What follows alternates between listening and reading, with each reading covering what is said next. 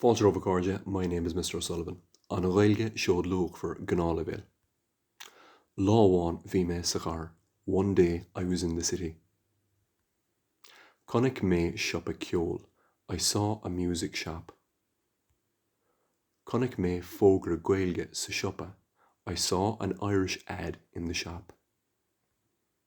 Cúig mé a bhaile. I went home. Cúig mé an idirlín. I went on the internet. Ceannig mé cuasa sa Ghaeltacht. I bought a course in the Ghaeltacht.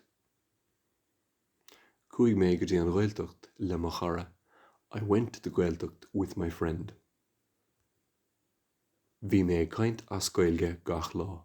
I was speaking Irish every day. Bhí mé ag dosa agus ag imirt pelle. I was dancing and playing football. Cúig mé a bhaile.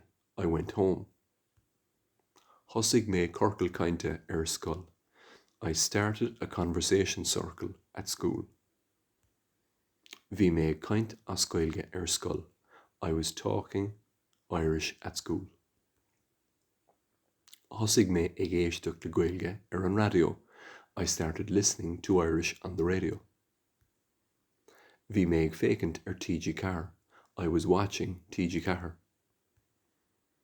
Cur mé Ghaeilge chun tosaigh scoil.